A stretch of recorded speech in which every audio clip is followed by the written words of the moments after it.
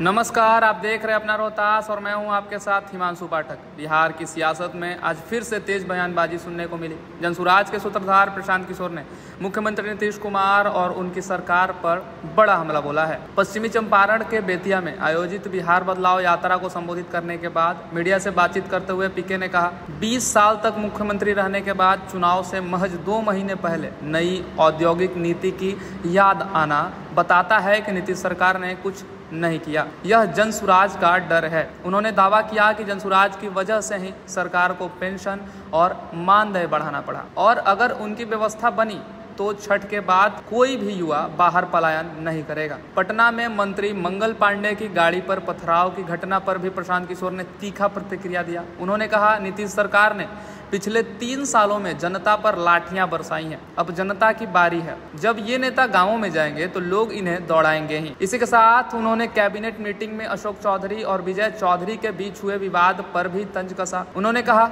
यह सिर्फ लूट की लड़ाई है। जनता के पैसे से हेलीकॉप्टर पर घूमकर प्रचार किया जा रहा है, जबकि जनता सवाल पूछ रही है कि आखिर यह खर्च कहां से आ रहा है। इसी बीच बिहार बदलाव यात्रा को संबोधित करते हुए पीके ने बड़ा सियासी बयान दिया। उन्होंने कहा, देश के 50% से ज़्यादा हिंदू भाजपा के खिलाफ हैं।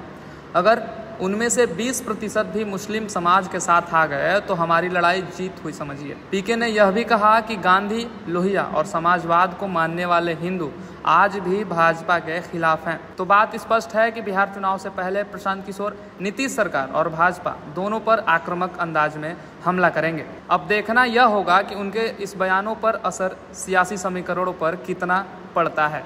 आप देखते रहिए अपना रोहतास। मैं हूं आपके साथ हिमांशु पाठक। नमस्कार। 20 वर्ष मुख्यमंत्री रहने के बाद चुनाव के 20 दिन पहले अगर आप औद्योगिक नीति की घोषणा कर रहे हैं तो ये दिखाता है कि आपने 20 वर्ष कुछ नहीं किया है। और ये दूसरी बात ये दिखाता है कि बिहार में जनसुराज का इतना डर है कि अब मोदी जी भी आकर पलायन की बात कर रहे हैं, तेजस्वी यादव भी पलायन की बात कर रहे हैं। पहली बार बिहार में पलायन की चर्चा हो रही है कि बिहार में पलायन कैसे रोका जाएगा। मैं बिहार के लोगों को आपके माध्यम से यही बताना चाहता हूं कि ये वानगी है। आप देखो, जनसुराज अभी जीता नहीं है। जनसुराज के प्रयास से, आपके सिर्फ खड़ा हो जाने से 400 रुपया का पेंशन 20 वर्ष में जो 410 नहीं हुआ वो 1100 हो गया। आंगनवाड़ी आशा वर्कर का मानदेय डबल हो गया। रसोईया की सैलरी बढ़ गई। अगर बिहार के लोग खड़े होंगे, लोकतंत्र जिंदा होगा। तो अभी शुरुआत है, आगे आगे देखिए होता है क्या। छठ के बाद बिहार का कोई युवा मजबूरी में 10-12 हजार रुपए के रोजी रोजगार के लिए बिहार छोड़कर बाहर नहीं जाएगा।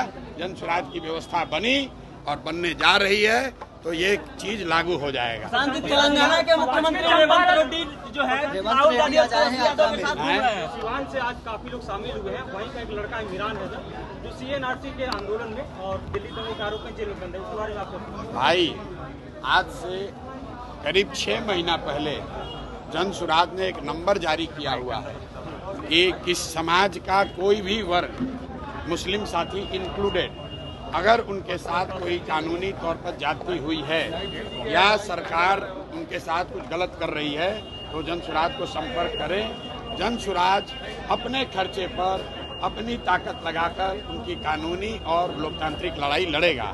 अगर जो बच्चे क्या बात कर रहे हैं उनको आप सूचित कर दीजिए, वो जनसुराज से संपर्क करें, हम लोग उसकी लड़ाई लड़ेंगे।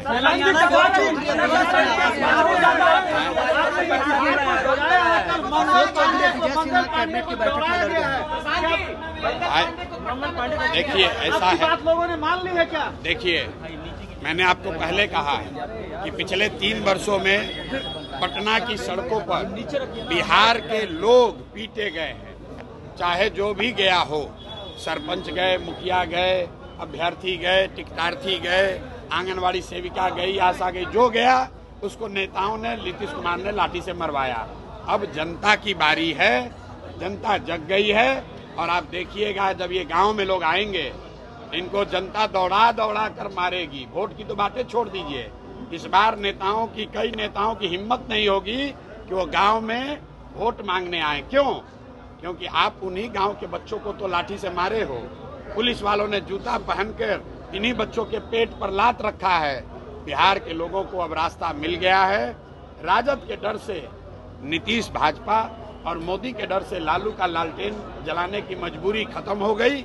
अब एक नई व्यवस्था बन रही है, जनसुराज की व्यवस्था, जिसमें बिहार के बच्चों के लिए रोजगार है, जिसमें बिहार के बच्चों के लिए शिक्षा है और जिसमें सबसे बढ़कर इस बात की गारंटी है कि बिहार से पलायन साल भर के अंदर बंद।